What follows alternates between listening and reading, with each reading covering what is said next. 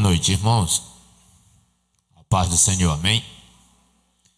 Vamos abrir a palavra de Deus no livro de Gênesis, capítulo 25. Todos encontraram? Vamos orar então. Senhor, pedimos que nesta noite estejas falando conosco através da tua palavra, Pai. Precisamos ouvir a tua palavra, não apenas queremos, precisamos. E que tu estejas ministrando ao nosso coração, transformando a nossa vida e nos fazendo viver, Senhor, de fato, de acordo com os teus preceitos. Que nós não sejamos apenas conhecedores da Bíblia, mas, como diz a tua palavra, que sejamos operosos praticantes. Que tu nos ensines e que em todo o nosso viver o teu nome seja glorificado para todo sempre. Amém. Queridos, nós paramos terça-feira passada aqui no versículo 23, que é a gestação de Rebeca.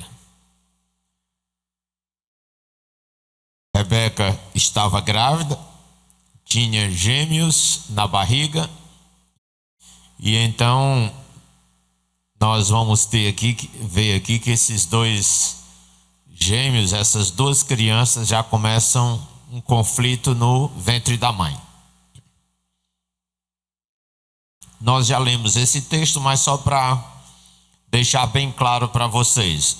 Quando ela ora ao Senhor e ela pergunta por que razão aquilo estava acontecendo com ela, o Senhor lhe responde dizendo o seguinte: no seu ventre há duas nações, você dará à luz dois povos inimigos. Um será mais forte do que o outro, e o mais velho será dominado pelo mais moço. Nós vamos ver um pouco mais na frente o conflito que começa já dentro de casa entre os dois irmãos, e esses dois irmãos eles vão dar origem a dois povos que serão inimigos. E que povos são esses? Nós teremos os Edomitas, e da parte de Jacó nós teremos o povo de Israel, os israelitas. Agora, por que Edomitas? Se o nome de Esaú, o nome do segundo filho era Esaú, por que não era Esaumitas? Edomitas porque o nome de Esaú também poderia ser Edom, e por isso que vai gerar então o povo edomita, ok? Essa origem aí dos nomes e dos povos, isso aí é muito complexo. Se você fizer uma pesquisa e procurar os nomes em enciclopédias e tal, as origens dos povos, você vai ter algumas dificuldades. Não é tudo assim preto no branco, como se diz, não é tudo exato. Então você não tem uma razão exata, uma precisão exata da razão por que esses nomes variavam. Mas até mesmo no Novo Testamento você pode observar que as pessoas recebiam dois nomes. Por exemplo, você vai ver, por exemplo, Pedro, que tem o segundo nome, ele se chama Cefas. Então era muito comum naqueles povos, entre eles, haver um segundo nome. Não era exatamente o nome de batismo, mas às vezes uma variação do nome. Isso tem a ver também com a língua em que a Bíblia foi escrita inicialmente, né? Os originais. Então aquelas línguas às vezes davam motivo para que na interpretação ou entendimento houvesse duas possibilidades.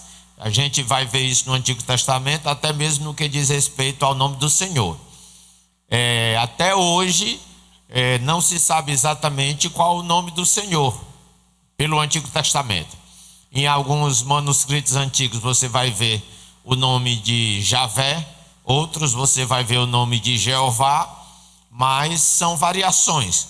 E uma outra coisa que acontecia também, às vezes o filho recebia um nome dado pela mãe, enquanto que o pai dava um outro nome. Se eu não estou enganado, acho que é o irmão de José. Lá na frente você vai ver sobre ele, o irmão de José. No dia que ele nasce, a sua mãe morre, porque foi um parto extremamente complicado. Então ele nasceu e a mãe faleceu. Ela sentiu tantas dores, tanta angústia lá no processo de dar à luz aquela criança, que ela chamou aquele menino de Benoni, que significava filho da minha angústia, ou filho das minhas dores. Enquanto isso, o pai dele disse: não, o menino vai chamar Benjamim. Então, havia inúmeros motivos pelos quais uma pessoa era conhecida por mais de um nome. Às vezes dependia de uma ocasião, de uma determinada situação. Hoje não, a gente escolhe o nome aí por inúmeros motivos supérfluos. Mas naquela época, os nomes, isso ainda acontece entre os orientais, as tribos indígenas também usam isso ainda hoje.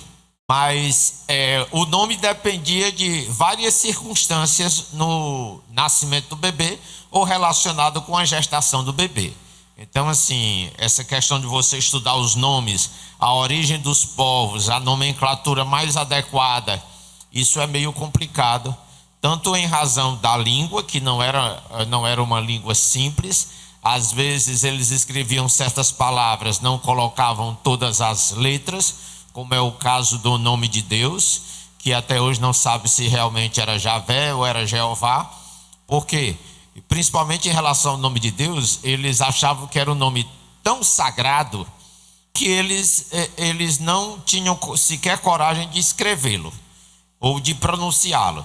Então eles faziam às vezes a contração do nome, ou tiravam, por exemplo, algumas vogais do nome, ficavam só as consoantes, e depois, quando eram feitas as traduções, não se sabia exatamente qual era o original. Na época eles sabiam, mas depois de tantos anos que os escribas, os escritores originais da Bíblia faleceram, então a exatidão, a precisão desses nomes já não é mais identificada, ok? Então você vai ver o Esaú também sendo chamado de Edom. Se eu não estou enganado, esse nome Edom tem a ver com também uma situação que vai acontecer lá na frente, que é a história das lentilhas, porque eram vermelhas. Aí esse nome Edom era semelhante ao nome vermelho lá no original. Então por isso que você vai ver em alguns personagens bíblicos essa variação de nomes, ok? Mas bem, então o Edom, que é o mesmo Esaú, foi ele que deu origem aos Edomitas. E o povo edomita não era um povo também muito grande. Eles moravam numa região que fica abaixo do Mar Morto, era mais no sul de Jerusalém, e não era um povo tão grande, mas de qualquer modo eles tinham uma boa cultura, eles eram bem adiantados em termos de tecnologia, porque eles trabalhavam muito bem com os metais. E a gente sabe que os povos que trabalharam com metais, significava que eles tinham um conhecimento bem maior do que outros povos que geralmente trabalhavam com argila. Mas alguns povos se desenvolveram bem, desenvolveram tecnologia, e eles conseguiam usar metais para inúmeras utilidades. Então, geralmente, os que usavam metais eram um povo mais um povo mais adiantado em termos de tecnologia, de conhecimento e etc. Ok? Bem, vamos para o versículo 24. Chegou o tempo de Rebeca dar à luz e ela teve 2 meninos. O que nasceu primeiro era vermelho e peludo. Também isso tem a ver com esse menino. Honestamente, eu acho estranho esse menino, sabe? O menino era vermelho e diz ainda que era peludo, como se fosse um casaco de pele. Uma criança já nascer com tanto pelo assim é um pouco estranho, né? É um pouco estranho. Mas isso tinha a ver com as misturas de raças daquela época e inúmeros fatores. Mas os 2 irmãos já eram, apesar de serem gêmeos, eles eram fisicamente muito diferentes, muito mesmo. Para você ter uma ideia, o Esaú era tão peludo que lá na frente, quando Jacó tenta enganar o pai, ele precisa colocar sobre o corpo dele, a conselho da mãe, né? Por orientação da mãe, ele coloca um pelo de ovelha sobre o próprio corpo, para cobrir o corpo, e o pai, quando toca nele, quando apalpa para ver se realmente era Esaú, porque o pai ficou na dúvida, o pai já estava cego, o Isaac, em razão da idade, e ele achou estranho quando o filho chega dizendo: sou eu, Esaú, e ele estranhou a voz, ele disse: a voz é de Jacó. Somente depois que ele vai e apalpa os braços de Jacó, que estava disfarçado ali para ganhar, passar a perna no irmão, como ele faz desde a hora de nascer, né? Já começaram em confusão dentro do ventre da mãe. Então, quando Isaac toca no corpo de Jacó, ele tem aquela sensação de estar pegando no corpo de Esaú, porque Esaú era muito peludo. Olha, o sujeito ser tão peludo a ponto de confundir o corpo dele com o corpo de uma ovelha, o pelo de uma ovelha, todos nós sabemos que a ovelha é um animal extremamente peludo, né? E então era assim, algo muito estranho, muito estranho. Eu nunca vi ninguém assim. Tem homens, por exemplo, que têm muitos pelos, por exemplo, nas costas, ou no peito, mas assim, chegar a esse ponto de ser confundido com um animal cuja característica principal é a lã, que é o pelo dele, é realmente algo estranho, algo bem diferente. Então, versículo 25: o que nasceu primeiro era vermelho e peludo como um casaco de pele. Olha aí, o menino vermelho e peludo como um casaco de pele. Por isso lhe deram o nome de Esaú. O segundo nasceu agarrando o calcanhar de Esaú com uma das mãos, e por isso deram a ele o nome de Jacó. Essa palavra Jacó significa suplantador. E em português essa palavra suplantador significa aquele que ultrapassa, aquele que não é nem passar por cima, mas eu não estou encontrando outro sinônimo mais simples para ultrapassar, mas é tipo aquela pessoa que está sempre na dianteira dos outros, ela sempre está além dos outros. Então, não é aqui no sentido de vitória ou de vencedor, ou de mais capaz, mas no caso aqui de Jacó, é porque o cara era um espertalhão mesmo. Em tudo ele procurava passar a perna nos outros, principalmente no irmão.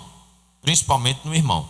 Você vai ver que ele já sai, apesar de Esaú ter nascido primeiro, ele saiu primeiro, então era considerado primogênito, o mais velho, mas ele saiu, mas o Jacó estava agarrado no pé dele, ou seja, provavelmente Jacó já estava brigando com o irmão lá dentro para ver quem saía primeiro. Esaú conseguiu sair, mas saiu com o irmão na cola, o irmão agarrado no pé dele. E você vai ver que a vida dos dois rapazes é o tempo todo assim. Versículo 26. O segundo nasceu agarrando o calcanhar de Esaú com uma das mãos, e por isso lhe deram o nome de Jacó. Isaac tinha 60 anos quando Rebeca teve os gêmeos. Observe aqui algumas coisas interessantes, né? Essa questão do tempo, ela é importante, pelo menos quando tem algum significado, alguma aplicação prática, né? E também eu quero que vocês observem, vocês vão já verificar isso, que você não pode ler a Bíblia com um raciocínio cronológico, tá? Vou já provar isso para você. Você vai entender por que eu estou falando isso. Mas veja, se Isaac tinha 60 anos quando nasceram os dois filhos gêmeos, qual era a idade então de Abraão? Sabem? 160. Porque Abraão teve Isaac quando tinha 100 anos de idade. Então, se os dois filhos nasceram quando Isaac tinha 60 anos, significava o pai tinha 160.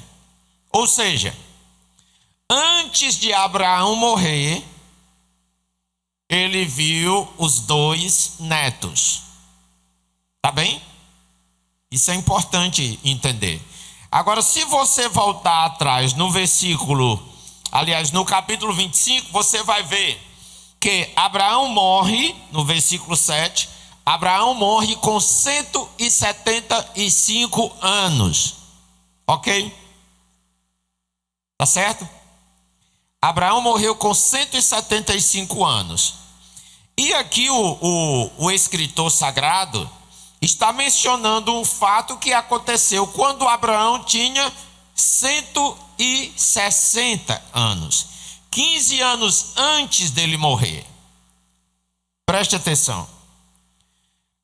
Quando se escreve história de pessoas que têm uma vida ou uma história mais ou menos paralela, você não pode pensar, não pode raciocinar em termos cronológicos. Esse erro muitos leitores e estudiosos da Bíblia cometem. Querem considerar a Bíblia dentro da cronologia e é impossível. Certo? Por exemplo, se um dia forem contar a história do Daniel, fizerem um livro, aí começa contando a história dos pais do Daniel. E a gente, quando lê, tem aquela tendência de pensar assim: temos aqui a história dos pais do Daniel, Daniel morreu, aliás, os pais morreram, agora vem a história de Daniel. Não. A história do Daniel ocorre paralelamente à história dos pais.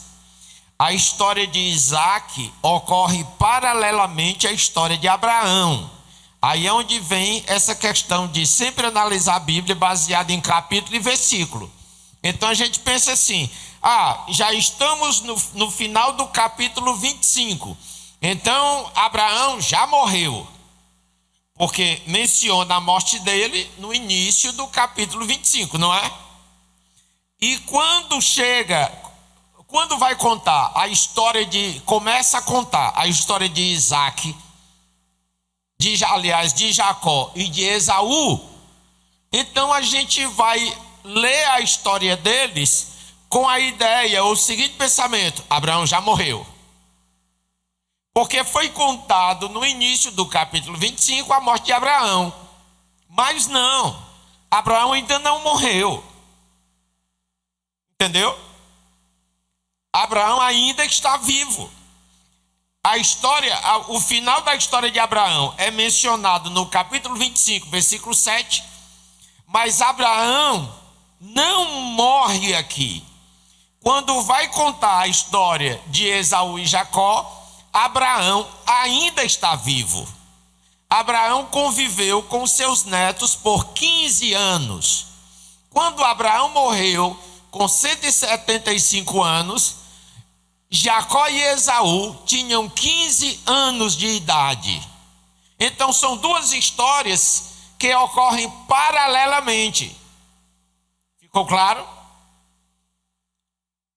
Quando você lê a genealogia lá atrás de Noé e etc., aí tem aquela história: fulano gerou fulano e morreu, fulano gerou fulano e morreu. Então a gente tem a tendência a pensar assim: fulano veio vivendo, morreu, agora nasceu outro. Não é assim. A história de um não começa quando o outro morre. A história de um começa com o outro ainda vivo. É impossível começar a história do filho com o pai já morto.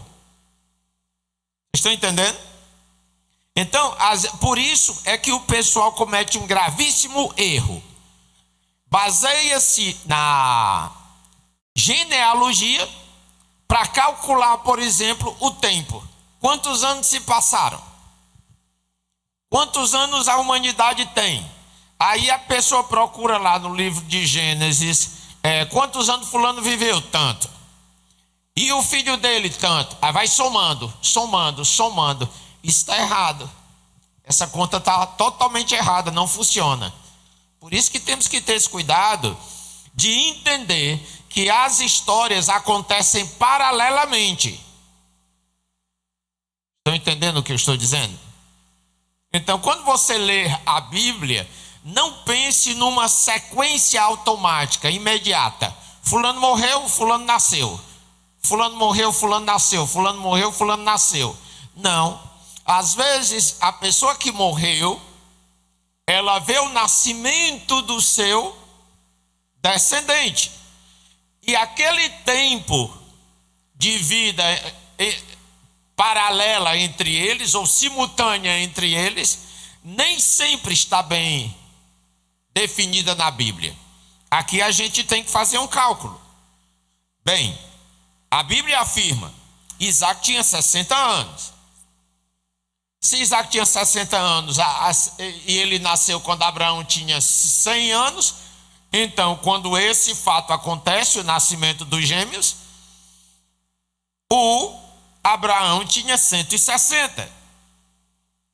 Mas ele morre com 175, ou seja, ele conviveu com os netos, foi uma geração convivendo com a outra durante 15 anos. Entendeu? Durante 15 anos. Então tenha esse cuidado. Cronologia não é só uma questão matemática, não é só somar um número com outro, um número com outro e um número com outro e você tem um cálculo certo. O pessoal tem mania de fazer isso, cometer esse erro gravíssimo. Quer calcular, por exemplo, acontecimentos proféticos, só fazendo soma, e não funciona assim, entendeu? Não cometam esse erro jamais. Mas também não cometam esse erro de enterrar a pessoa antes do tempo. Porque aqui, no versículo 24, de 24 a 26, está falando sobre o nascimento das duas crianças, mas o avô ainda está vivo, tá? E eles vão conviver aqui 3 gerações: a geração de Abraão, a geração de Isaac, filho de Abraão, e a geração de Jacó e Esaú, netos de Abraão. Essas 3 gerações vão conviver simultaneamente por pelo menos 15 anos. Depois de 15 anos de nascidos Jacó e Esaú, morre Abraão. E aí continua a história de Esaú e Jacó, mas paralelamente continua a história de Isaac, que só vai morrer muitos anos depois. Ficou claro isso? Amém? Versículo 27. Os meninos cresceram. Esaú gostava de viver no campo e se tornou um bom caçador. Jacó, pelo contrário, era um homem sossegado que gostava de ficar em casa. Continuando, 28. Isaac amava mais Esaú porque gostava de comer da carne dos animais que ele caçava. Rebeca, por sua vez, preferia Jacó. Agora observe aqui o grande erro que esses pais vão cometer. eles vão estabelecer um referencial de amor totalmente inadequado, certo? Totalmente inadequado. Nós amamos os nossos filhos porque são nossos filhos. Não é por causa de como eles são, mas pela razão de serem filhos. E os filhos não são diferentes, não são cópias. Você vê aqui dois gêmeos totalmente diferentes. Dois gêmeos totalmente opostos. Imagine dois filhos que não são gêmeos e que nasceram em momentos diferentes. Jamais serão iguais. E você não pode julgar um filho baseado no temperamento ou na personalidade do outro. Isso é totalmente inadequado. Tá certo? Você não pode fazer um julgamento desse nem com um gêmeo. Imagina então com dois filhos diferentes, nascidos em épocas diferentes, circunstâncias diferentes e etc. Então, nós amamos os nossos filhos porque são os nossos filhos. Não é, porque eu gosto mais desse ou porque eu gosto mais daquele, porque esse é bonitinho, porque o outro é assim, porque o outro está sempre pertinho de mim e o outro é mais esquisitão. Isso aí não é para ser referencial de amor, ok? Então, versículo 28. Isaac amava mais Esaú. Agora, por que Isaac amava Esaú? É porque era filho dele? Não. Ele amava porque gostava de comer da carne dos animais que Esaú caçava. Isso é referencial para amar um filho? Está entendendo? E crianças assim crescem desajustadas. Por quê? Um vai se achar o dono da bola, porque tem certos potenciais que o outro não tem. E o outro vai se sentir sempre rejeitado, porque ele também percebe que não tem os mesmos potenciais que o irmão. E ele também vai perceber que o pai dá preferência ao outro irmão. Isso não é uma coisa boa. Tá certo? Não é uma coisa boa. Inclusive os casais novos cometem um grande erro quando nasce um segundo filho. Isso gera um monte de grilo na cabeça do primeiro filho. Porque os pais não preparam os filhos para receber um irmão. Os pais se preparam para receber um outro filho, mas não preparam o filho que já existe para receber o irmão.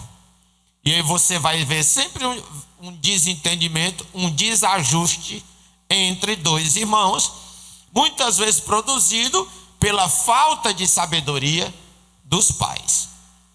Entendeu? E o pior é que nós vivemos um contexto social que incentiva isso. Eu não sei se, pelo menos na minha época, isso era muito comum. Hoje eu não sei se acontece, mas era muito comum na minha época, quando eu era criança, ter aquela coisa: chega um outro irmãozinho, aí agora os vizinhos fazem hora, os amigos, os parentes, usando uma expressãozinha maldita que cria só problema e desajuste na cabeça das crianças. Ficou no canto.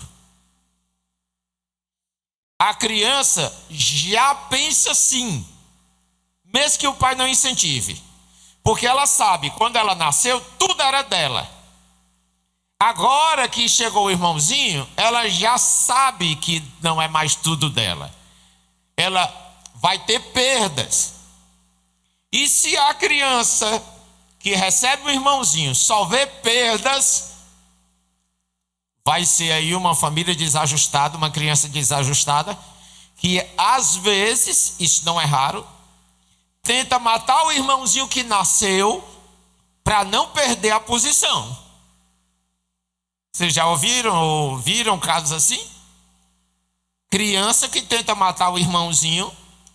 Eu já vi inúmeros casos da mãe chegar no quarto e o irmão mais velho está tentando matar o outro irmãozinho que acabou de nascer, sufocado. Ciúmes. E às vezes um ciúme produzido pela falta de sabedoria dos pais, produzido pela falta de sabedoria dos demais familiares, produzido pelas neuroses da sociedade. Mas a realidade é a realidade. Nós temos é que aprender a preparar os nossos filhos para a realidade, porque existe uma realidade. Ele não vai mais ser o centro das atenções. E diante dessa realidade, os pais têm a responsabilidade de preparar aquela criança para receber a outra como irmão e não como inimigo. Vocês estão entendendo? Porque se não for isso tratado, isso vai gerar tanta coisa ruim na família e na cabeça do irmão que veio primeiro, que é um negócio fora de série.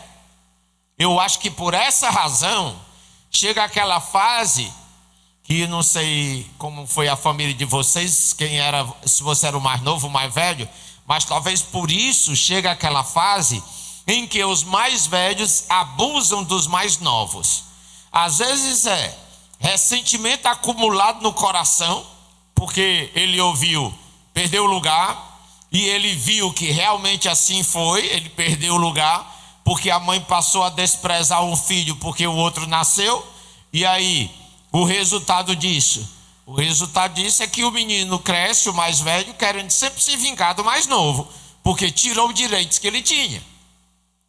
Então, irmãos, se nós não tivermos sabedoria na criação dos nossos filhos e na edificação da nossa família, nós vamos ter inimigos íntimos. Um irmão tentando matar o outro irmão. E os pais incentivam essa discórdia quando eles agem com esse preferencialismo. Uma coisa é, esse bebê nasceu, eu tenho que dar mais atenção a ele porque ele é mais frágil, eu tenho que ter mais cuidado com ele, porque às vezes ele nasceu com problema de saúde, e quando nasce com problema de saúde aí, que é pior, porque as mães principalmente têm um negócio. Esse menino nasceu com problema de saúde. E o bichinho é tão fraquinho. Se o outro soprar nele, já leva uma surra, porque você soprou do seu irmão, não sabe que seu irmão é doentinho, que seu irmão não pode. E aí você está incentivando um irmão a odiar o outro. O mais velho sempre vai ter algum tipo de queixa ou rixa com o irmão mais novo, porque ele agora não tem mais o amor do pai, não tem mais o amor da mãe. E aquele irmãozinho super protegido, aquela criança super protegida, vai crescer pensando que é o rei da terra e vai crescer sempre tendo esse comportamento de abusar dos outros, de querer que tudo na vida seja em função dele. Vai crescer um adulto desajustado. Você entendeu? Ele acha que porque ele foi paparicado como o bebezinho, o irmãozinho mais novo, o irmãozinho doentinho, que tudo é para ele, é especial para ele, ele vai chegar na vida achando que também a vida é assim, tudo é para ele, tudo é especial para ele.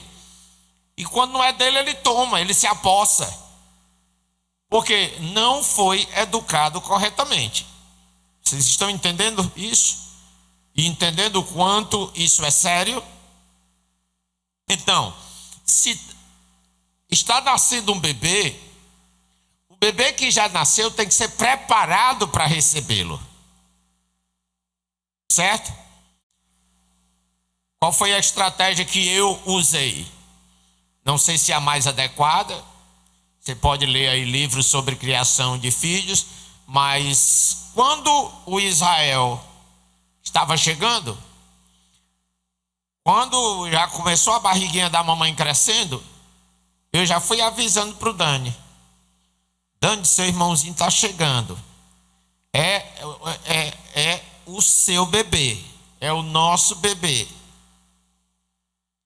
E outra coisa, quando eu notava que ele estava meio assim, com ciúme do irmão, então eu chamava ele de bebê também. E eu sempre falava para reforçar, repetia. É o bebê grande e o bebê pequeno. os dois bebês do papai. O bebê grande e o bebê pequeno. Então, ele não teve a sensação de que tomaram o lugar dele. Nem que ele passou a ser rejeitado pelos pais, porque agora tem o outro especial que tomou o lugar dele, o canto dele, e agora ele perdeu tudo. Perdeu o pai, perdeu a mãe e perdeu os bens também. Ele não tem direito a nada, porque agora tudo é do irmãozinho caçula. E aí, irmãos, eu vi assim a recompensa desse procedimento, uma vez que isso aconteceu várias vezes. Eu saía com eles dois, aí eles dois ficavam atrás, no banco de trás, né? Porque não é nem porque é proibido, mas é o cúmulo da insensatez você colocar uma criança no banco da frente. Um adulto, em qualquer acidentezinho, a primeira coisa que ele faz é tacar a testa lá na frente, ou no painel, ou no vidro, e se cortar todinho. Você imagine uma criança que não sabe se proteger, não sabe segurar. É um pai muito irresponsável que coloca um filho sentado no banco da frente quando ele não tem idade, não tem condição nenhuma de estar no banco da frente. Então eles ficavam no banquinho de trás do carro. Aí às vezes eu olhava pelo retrovisor, aí eu via o Israel só de fralda, deitado, porque bebê dorme fácil, né? Eles são novinhos, eles dormem muito e precisa, o corpo está todo ainda se preparando, precisa recarregar as baterias. Aí o Israel e o carro com ar-condicionado, friozinho, aquele barulhinho do motor, eles dormem fácil, dormem ligeiro. Aí o Israel dormia e o Daniel ficava acordadinho ainda. Aí ele pegava, botava a cabeça do Israel no colo dele. Às vezes eu olhava pelo retrovisor, eu via o Israel deitadinho dormindo, com a cabeça no colo do Daniel, e o Daniel passando a mão na cabeça dele, assim, nos cabelinhos dele. Aí eu olhava aquilo ali, eu ficava tão feliz. Aí eu dizia: puxa, Senhor, muito obrigado. Muito obrigado, porque nós não demos uma educação destruidora para os nossos filhos.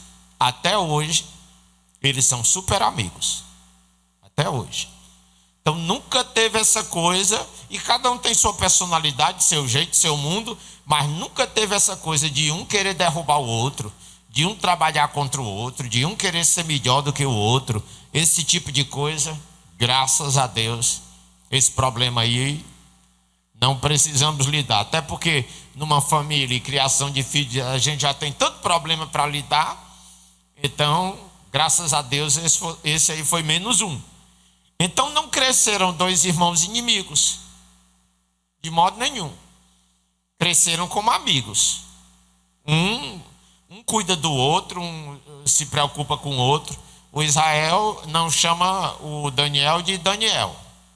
Ele chama meu irmão. A gente pergunta: é meu irmão. É sempre meu irmão. Meu irmão. Ele nunca diz assim, o Daniel. Ele diz meu irmão. Pai, cadê meu irmão? Pai, meu irmão vem. Então assim, é meu irmão. Entendeu? Então eles sabem que eles são um do outro, e não um inimigo do outro. E o Daniel eu ensinei desde cedo: olha, é o seu irmãozinho, você vai cuidar dele. Então a gente ficava por perto, observando, mas a gente deixava ele pegar no bebê, a gente deixava ele brincar com o bebê, a gente deixava, mas observando, claro, porque criança e principalmente eu tenho uma foto do Daniel levando o Israel. E o Israel nasceu, era grandão e gordão, gordo que era uma bola. Aí o Daniel pegava ele, queria carregar ele, ele pegava assim, para a gente estar pegando um bacurinho assim pela barriga. Ele pegava assim, tem uma foto dele, ele pegando o Israel assim, que quase não aguentava. Ele pequeno ainda, ele tinha 4 anos, e o Israel sempre foi grandão, porque na sala dele, por exemplo, ele era o mais alto da sala, sempre foi o mais alto da sala. Quando ia para a médica, que tinha lá aquela curva do crescimento, né, que a médica faz, né, registra e tudo, o Daniel ficava abaixo e o Israel estava sempre acima. Então A doutora sempre passava um remedinho para o Daniel crescer mais, e para o Israel não precisava não, porque não tinha dificuldade para comer nem para crescer, sempre foi grandão. Mas, queridos, infelizmente, existem pais que trabalham para a sua própria destruição, às vezes sem saber. Irmãos, a felicidade, escute bem essa frase, guarde para você. A felicidade se constrói. Não tem nada de sorte ou de deixar acontecer. Vamos ver em que vai dar. Não, você constrói. Você vai investir. Eu queria tanto ter que meus filhos fossem todos amigos, não adianta querer. Trabalhe para que isso aconteça. Entendeu?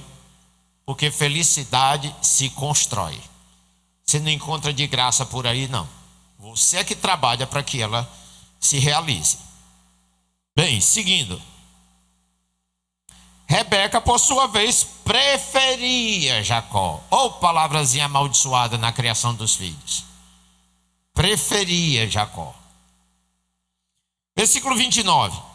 Um dia, quando Jacó estava cozinhando um ensopado, lá vem a história do ensopado, né? A história das lentilhas. Um dia, quando Jacó estava cozinhando um ensopado, Esaú chegou do campo, muito cansado, e foi logo dizendo, esse logo eu acrescentei: estou morrendo de fome. Por favor, me deixe comer dessa coisa vermelha aí.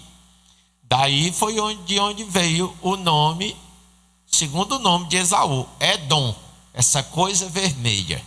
Porque a lentilha era vermelha. A lentilha, para simplificar na sua cabeça aí, a lentilha era um feijão vermelho, ok? Por isso, o próprio texto sagrado diz, por isso puseram em Esaú o nome de Edom. Por isso que os descendentes de Esaú são os edomitas, ok? Versículo 31, Jacó respondeu, sim, eu deixo. Mas o caba já era mala. Antes de nascer, ele não ia perder uma oportunidade dessa, né? Ele disse, tudo bem, eu deixo. Mas só se você passar para mim os seus direitos de filho mais velho. Porque o filho mais velho tinha direitos especiais. A maior parte da herança era dele. Então tudo era dele. E depois do pai, quem mandava em casa a autoridade era dele, além da mãe, mas era do filho mais velho. E aí, Esaú responde para Jacó, está bem, eu estou quase morrendo, que valor tem para mim esses direitos de filho mais velho? O problema não tinha a ver com os direitos do filho mais velho. A questão é que o filho mais velho não só tinha direitos de herança, mas tinha também um lugar especial diante de Deus.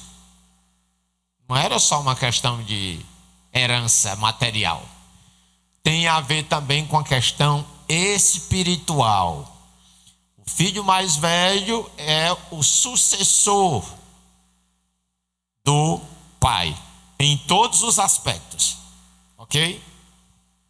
Então ele diz, de que adianta esse direito de filho mais velho? Agora Esaú, qual o problema de Esaú?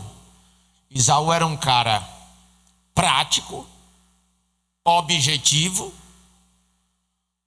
mas era imediatista. Ele pensava no momento, ele vivia o momento. Portanto, ele negligenciou, ele abriu mão do futuro. Meus irmãos, há tantos Esaús dentro da igreja. Pessoas que quando chegam numa certa situação, numa encruzilhada, quando ela tem que decidir que caminho tomar, ela toma o caminho mais rápido, mais fácil. Eu não estou a fim de perder meu tempo cozinhando feijão. Se já tem um feijão pronto, eu como e acabou-se. O que importa é eu estar de barriga cheia hoje. Amanhã, isso aí eu vou pensar depois. Se você pensa assim, você pode ter certeza que vai perder muita bênção de Deus. Porque você tem o hoje, mas você vai jogar fora, não é o amanhã. Por causa do seu desespero em se apossar do agora, no futuro você vai colher o nunca. Entendeu? Porque quem é imediatista não perde só o dia, ele perde o futuro. Os demais dias da sua vida serão consequência desta decisão que você tomou hoje, que você tomou agora. Você está entendendo como é sério? E aí, Esaú perdeu totalmente a bênção de Deus, perdeu a bênção de Deus, perdeu a bênção do pai, porque foi imediatista. Então o pensamento dele: eu estou quase morrendo mesmo, que valor tem para mim esses direitos de filho mais velho? Aí ele abriu mão da bênção de Deus, que era um direito do filho mais velho. Não foi só uma questão material aqui, entra em jogo uma questão espiritual. Versículo 33, Jacó, que era malandro velho, que não era moleza, foi o que ele disse: não, só sua palavra não quero não, jure. Então Jacó era o tipo do cara que fazia de tudo, trabalhava para garantir os seus interesses. Não, só você dizer não, depois que você tiver com a barriguinha cheia, você esquece, jure, porque você jurando não pode mais voltar atrás. Você jurando aqui, fica registrado lá, aí está sem jeito. Eu me aposto da sua bênção e acabou-se. Aí ele botou o irmão na parede e disse: jure. Irmãos, esse mesmo processo faz Satanás conosco e nos desvia totalmente dos planos de Deus, totalmente. Agora não adianta depois culpar os outros. Você aceitou o acordo, você fez o acordo, então o azar é seu. Esaú fez um juramento e assim passou a Jacó os seus direitos de filho mais velho. Aí Jacó lhe deu pão e o ensopado. Quando Esaú acabou de comer e de beber, levantou-se e foi embora. Foi assim que ele, olha a palavra, desprezou os seus direitos de filho mais velho. Quantas vezes você despreza os seus direitos de filho de Deus? Porque faz negociata com Satanás, faz negociata com pessoas que servem a Satanás, e você abre mão das bênçãos que Deus tem para você, porque você só se preocupa com o aqui e agora. Entendeu? Aqui e agora. Assim acontece com quem adultera, com quem pratica fornicação, tudo. O sujeito só pensa no aqui e agora. 5 minutos de prazer e 50 anos de desgraça na vida. Porque quebrou um princípio de Deus e perde a bênção de Deus. Entendeu? E às vezes não é só 50 anos. Pode ser a eternidade. Quantas pessoas jogam fora a eternidade para curtir essa existênciazinha aqui? Não? Quantos Deus oferece com tanta insistência e gratuitamente a eternidade, e ele diz: eu não quero saber da eternidade, eu quero é viver o hoje. Eu quero é curtir a vida, viver a vida. E você está jogando fora todo o seu futuro, porque só pensa nos prazeres imediatos. Você não pensa nas consequências das decisões precipitadas que se toma na vida. E não há nenhuma decisão que não tenha consequências, certo? E principalmente as piores. As más decisões são as que trazem mais consequências. Ok? Então observe que Jacó se aproveita da carnalidade de Esaú. Carnalidade, sim, carnalidade. Ele só pensou no material. Estou com bucho cheio, estou feliz. O resto não me interessa. Ele só pensou no material. E quantos de nós vivemos assim? Não são poucos. Não são poucos os que vivem assim. Pensa apenas no material, no hoje, no aqui, no agora. Aí depois, lá na frente, quando ele vai perceber, cai em si e vê que fez uma grande burrada, quase sempre não tem mais jeito, não dá mais para voltar atrás. Hebreus, inclusive, fala sobre isso, né? E depois ele chorou desesperadamente, querendo voltar atrás, mas estava sem jeito.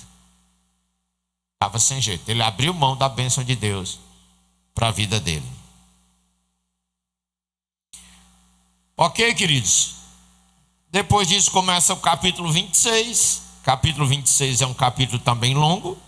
E agora sai de cena Abraão. Abraão aqui encerra a história de Abraão. E a gente passa então a ver a história de Isaac. Certo? Isaac. Mas as histórias estão atreladas. Agora é Isaac e seus dois filhos. Isaac, Jacó e Esaú. Esaú perde a bênção de Deus e Jacó acaba se tornando o homem do futuro. O homem que iria ser o princípio do cumprimento da promessa de Deus para Abraão. Essa questão de os filhos multiplicados, muitos filhos, isso foi com Isaac? Isso aconteceu na época de Isaac? Não. Isaac só teve 2. Mas com Jacó, aí sim, você vai ver.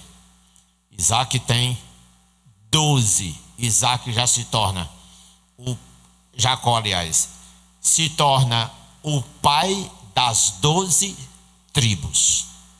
O patriarca, pai das 12 tribos. Esaú perde o rumo.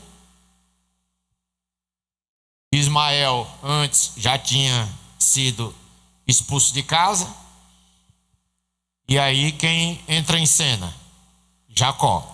Porque vocês vão ver que não demora muito, Isaac vai desaparecer. A história de Isaac é curta.